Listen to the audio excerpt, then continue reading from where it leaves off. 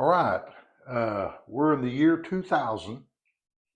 You've retired from Perot Systems, and this is like your fourth retirement.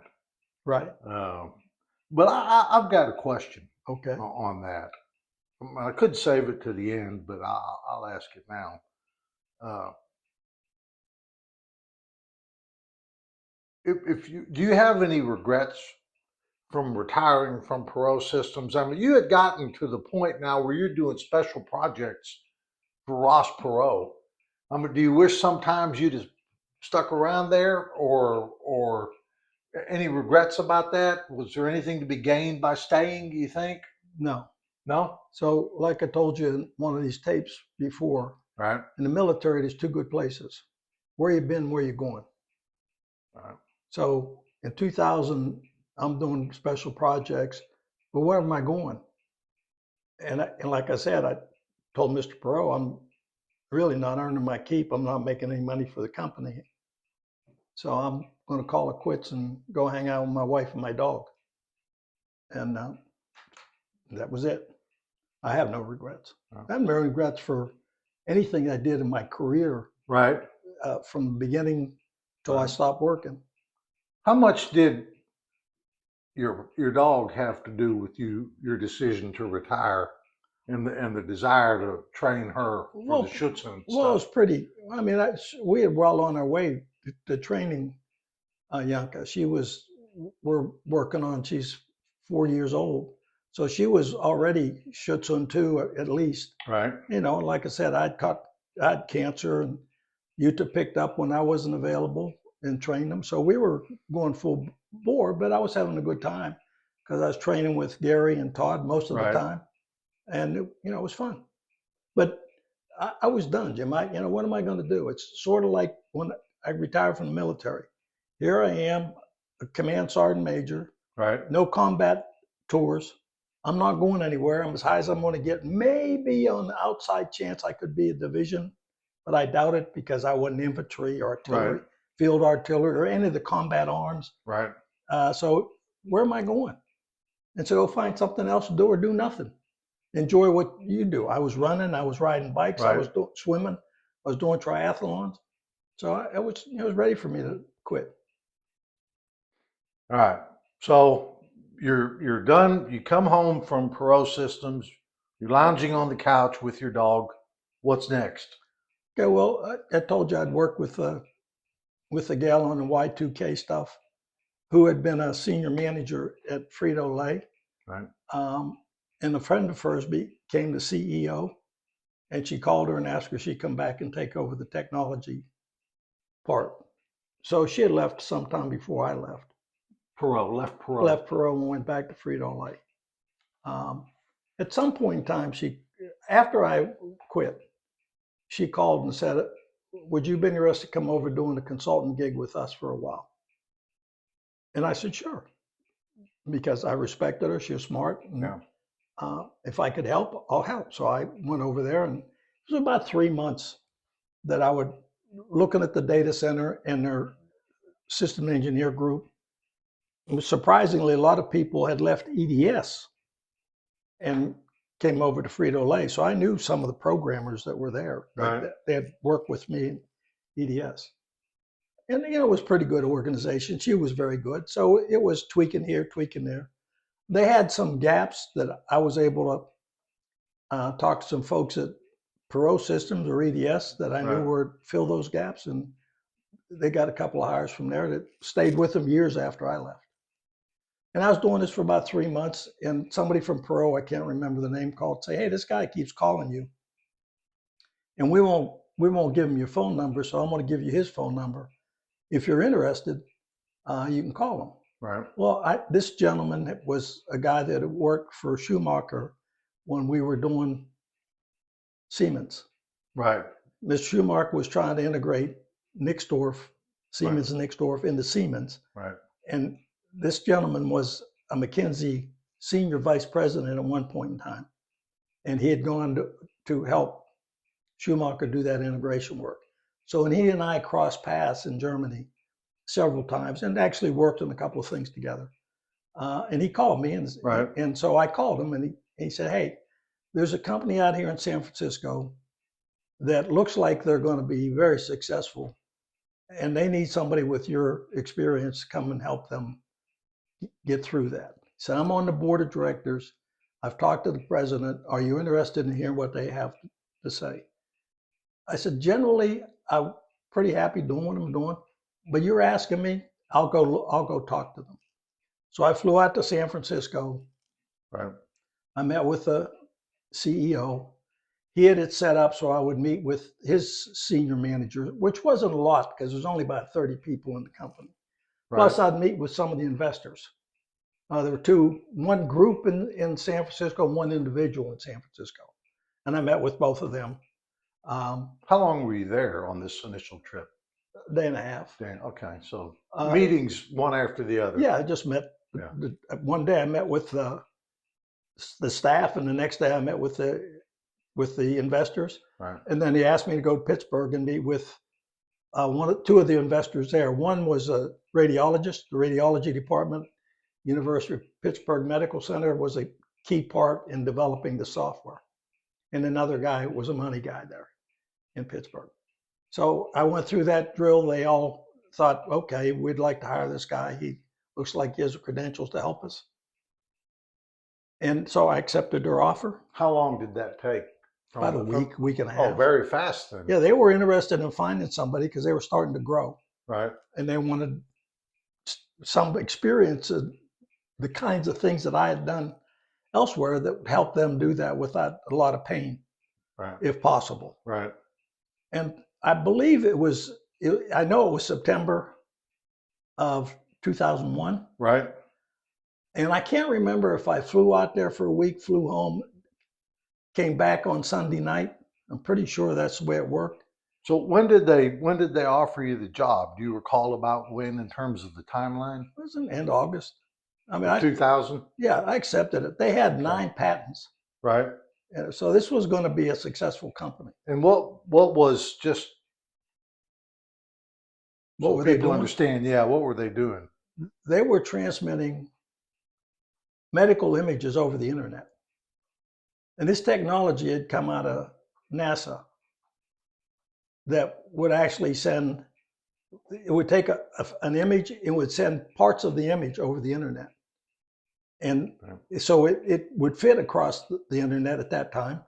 And it would add pieces. It would, like 5 transmissions, you'd have the full image in pristine condition, just like you took it off the X-ray or MRI, whatever technology you were using. And one of the people who had helped develop it at NASA was working for Stentor. This was the name of the company. It was obvious to me that they were going to be successful. So I accepted the position. Wow. At that time, I was going to be the senior vice president in charge of customer service. And my role was going to develop a control room type environment. So how do we service the customer, et cetera, working with the SE group, the system engineer group, right, to automate, as they developed a system, to automate the system so the people in the control room can see when something broke. The control room was going to be the same thing that I envisioned, consoles up around the room that will give you indications if everything was right or if something was wrong. It would show a red light. It would give you alerts, so you could kind of going back to your missile days, right? So you could look right away and contact the customer and say you're having an issue, and we're working on it, rather than getting 50 calls from different customers. Right. And so this was something I thought was going to work well. Of course, I didn't know the technology, right, and I had a group of people that were going to be customer engineers. They're going to work control room, shift work 24 hours a day. Right. And I had a group of people that were the installation, the experts on the system. They were working with the SEs, and they were developing the hardware that was going to be used, the communication methods, all of that stuff. Right. And when we got a customer, they would go to the customer location and interact with the customer to show them how to use equipment. Anyway, so we started this. And basically, you go back to the beginning. You're going to develop a methodology how you're going to deal with customers. We're going to answer the telephone. We're not going to get recordings. We're going to use the technology we have. If we have an issue, we're going to address the issue. I need to train these guys. So the guys that knew the system, the technology, would train the operators in the control room about how the system worked when a problem happened, what that would indicate. And they would be on call if something really broken. Those are the SEs, the guys that developed. Somebody would be called to help resolve the issue in the initial days because we're all learning what the system did. They had a unique process to try to get into the customer site. To sell it, you mean? To sell it. They offered for free a pilot. And you could have a pilot for 3 months.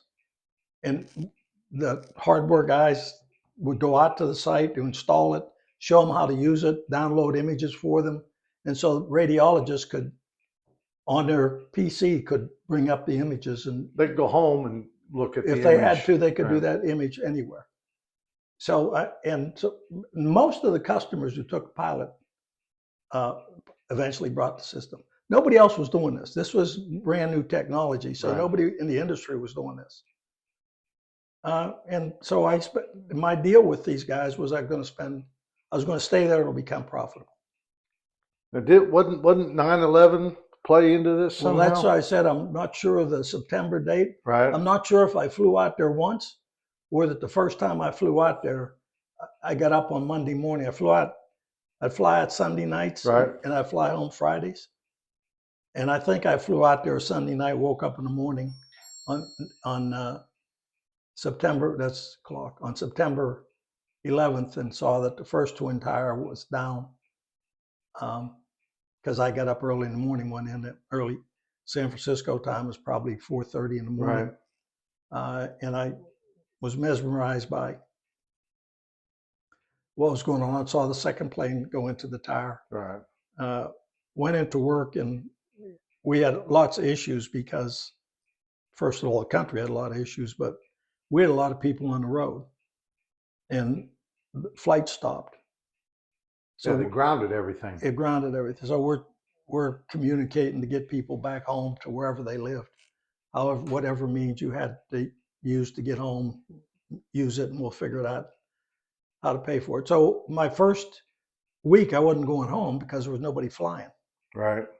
And so I think I stayed there 2 weeks, and then I flew to Moreno Valley to see my mother.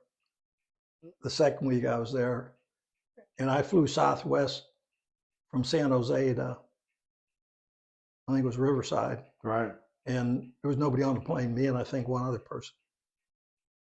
And then from then on, for the next 5-6 months, every week I'd fly out Sunday night and fly home Friday night. The planes were empty. They're slowly filling up, but most of the time there was, especially initial phases, there were 10, 12 people on the plane. And so I stayed there, and the company, one of the things I did for the company was find a new location, and which was right on the San Francisco Bay. We could overlook the sea. Had to go to a city hall meeting to get authorization to put our sign on the building that we were in. But all in all, I spent 2 years there. The company became profitable, and I retired. Well, didn't you become like the COO or something like that at some point? When did that happen? Well, I was probably a year and a half there. I think the effort was more to try to entice me to stick around, to do more stuff. But like I said, I was going out there every week, and it was time for me to say, okay, let's do a stop here. Again, I'm at the position where all I'm going to do is hang around till we sell it, and it gets sold, and they're going to take over some of us and get rid of some of us. Right. I mean, that's the way these purchases cost. So I'd been gone about 3 months, and Phillips bought the company. So it sold right away. Right away. Yeah. And like I said, technology was first of its kind in the industry. Now that was kind of the goal, wasn't it, to build it up and Absolutely, sell it? absolutely. That was the investors, everybody. That was their goal, is to make something that was going to be profitable and everybody make a little bit of money. So I retired. That was 2003. I'm 65, going on 66, So and that's your fifth retirement. whatever number it Yeah, was. yeah. And then then in 2011, I got a call from So the you went back to training your dog, though, right? yeah, well, now my puppy's getting old, and Yeah. more or less, her and I just hanging out and getting old together. In 2011, I got a call from the CEO of Stentor that said, "Hey, can we? I'm at the airport in Dallas. Can we meet and talk?" So I went out there and I sat around talking, and he became the CEO of a company called Medicalis. Right. Medicalis was located in Waterloo, Canada, near Toronto. And we discussed my coming and helping them. And I said, yeah, I'll come help. And I said, I'll do it, but you don't have to pay me. What you have to do is give me expenses. And then when he went to the CFO of the company, which is another guy that had worked with us at Stentor, Right. he said, you got to pay him something.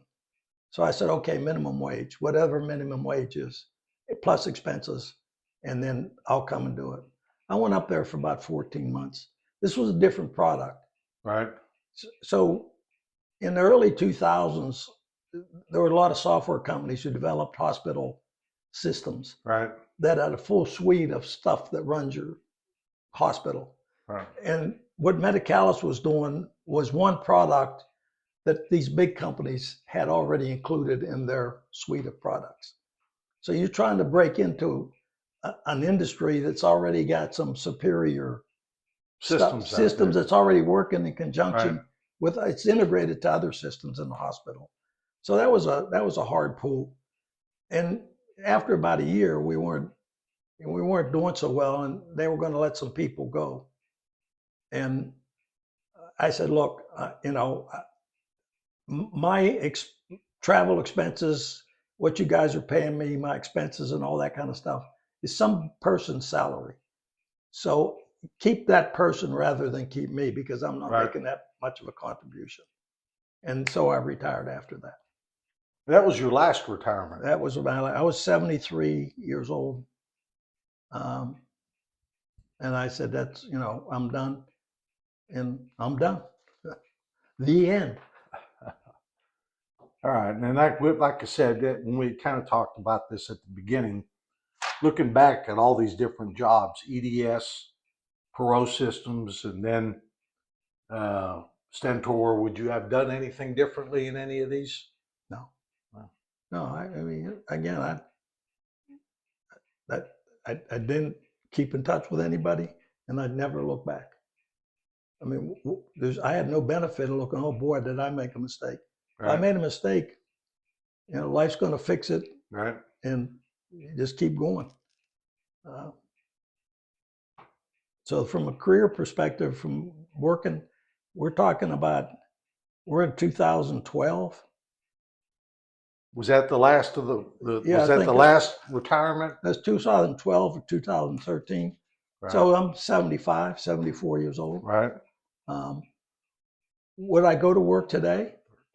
Yeah. If somebody wanted help and I could help them, I'd take a job in a heartbeat.